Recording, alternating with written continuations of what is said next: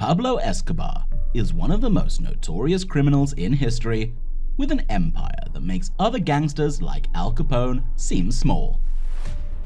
Besides being one of the biggest drug lords and hooking up millions of people to cocaine addiction, Escobar was very well memorized in the Netflix series Narcos. Still, some things need a much deeper understanding of his sinister life. So in this video, we will talk about 7 of the baddest moments in Pablo Escobar's life. Make sure you watch the video until the end, hit the like button, and subscribe to the channel. Let's start the video. Number 7. He gave his hitmen bonuses to kill police officers. The more unstable Colombia grew, the easier it made business for Escobar. Escobar began offering his hitmen around $650 for each police officer they killed to destabilize the law enforcement.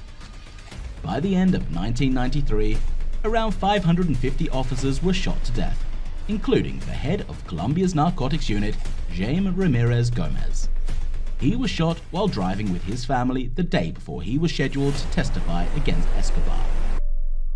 Number 6. He dealt out punishments to those close to him.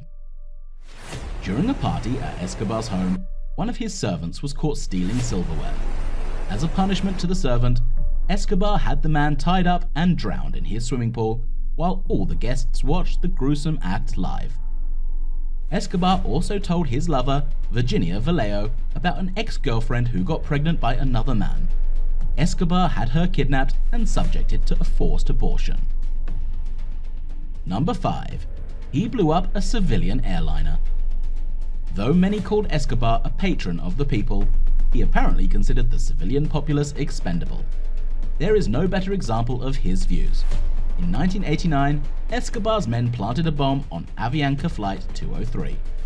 The explosion killed all 107 passengers, all because Escobar thought rivals or informants might be on board.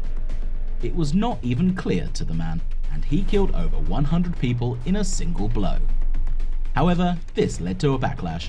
2 American citizens also died in the explosion and provoked the Bush administration to go after Escobar. Number 4. His men set off more than 100 bombs in a matter of months. Escobar and his associates frequently set off explosives to eliminate rivals in the business and keep the police force occupied. When governments began taking stronger action against the cartels, a group of cartel leaders declared total and absolute war against the authorities. In a matter of months, after Colombia and the US announced new laws allowing for extradition, hundreds of bombs were detonated. The bombings got close to boiling pitch in 1991, when more than 100 explosives were set off between September and December alone. Thousands of innocent Colombians lost their lives in the rivalry between the cartels and the government. Number 3. The Medellin cartel killed hundreds of thousands.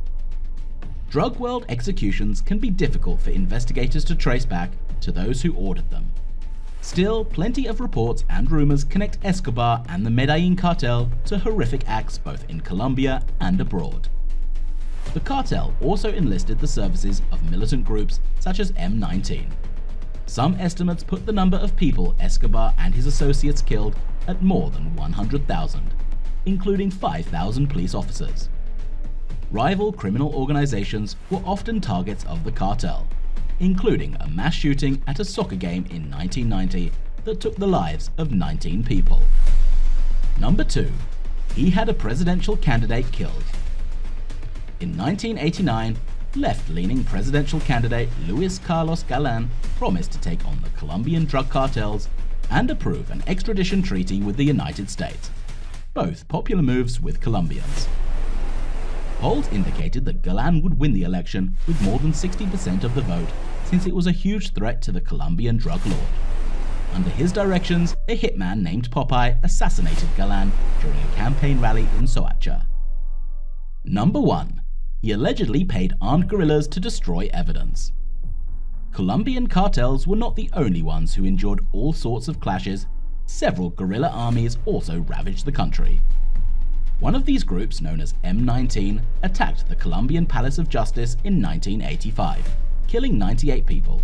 including nearly half of the Colombian Supreme Court. M19 also destroyed large portions of the building, along with evidence against Escobar and the Medellin cartel. The attack occurred on the same day the Supreme Court was scheduled to consider the country's extradition treaty with the US. Later, the information surfaced indicating the Medellin cartel paid M19 to ensure the attack and evidence were destroyed. Do you know any secrets about the drug lord besides those that were featured in the web series? Please share with us in the comments below. I hope you enjoyed today's video, give it a thumbs up and subscribe to the channel. I will see you at the next one.